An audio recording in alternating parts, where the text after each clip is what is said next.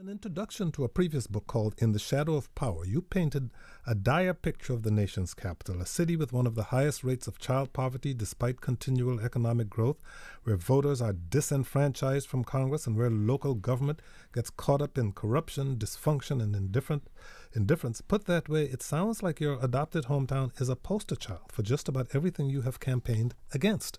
Is it not?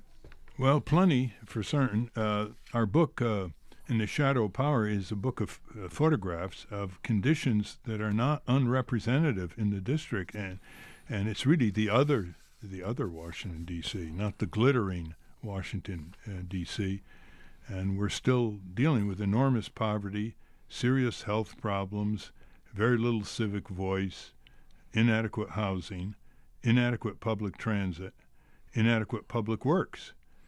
Some of this, like the D.C. water, they're trying to recover that and end the differential of quality systems of transmission for drinking water after the lead in drinking water scandal. But I think a lot of it stems, Kojo, from the lack of representation in Congress and the ability of Congress to overrule anything that the D.C. government does. The D.C. government still doesn't have budget autonomy.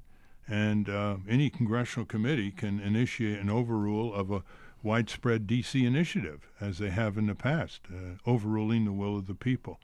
That's why we think there's got to be a new drive for statehood.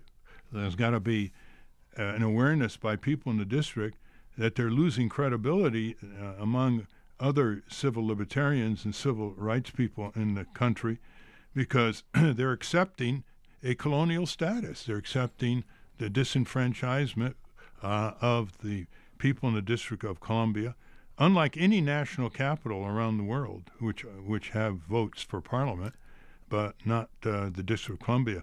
And it's sort of crass, isn't it, to see Hillary Clinton, John Kerry, Barack Obama, and others lecturing other countries in the world about more suitable election processes. But here, right in their district, Barack Obama cannot vote for a member of Congress. He has to vote out of Chicago. So, I mean, it's just amazing. Which is why you maintain residence in Connecticut. Yeah, exactly. Why should we disenfranchise ourselves? We can put pressure on our representatives back in our domicile to try to get this thing moving. But it's only going to move if a few more thousands of people join the valiant 400 or 500, was my guess, who have really been behind statehood and have marched and demonstrated. Indeed, Mayor Gray was arrested over a year and a half ago down on Capitol Hill for demonstrating for statehood. So there's something lacking in the psychology here in the district that allows this colonial situation to persist. And I have a proposal that nobody will adopt, but I can challenge the rich in D.C. that for $11 million we can deliver statehood to the people of D.C. through majority vote in Congress by meticulous organization on every member of Congress that doesn't come out for statehood, and that's about 2/3 of them. That's a good start. About 1/3 probably are for it. President Obama would sign it.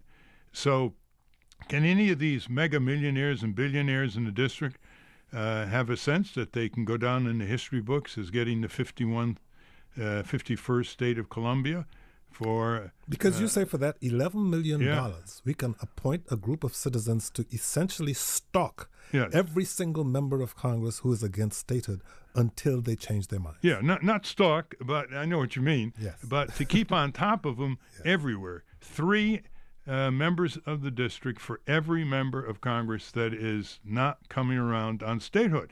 And they would be at their office. They would go to the meetings where they're at.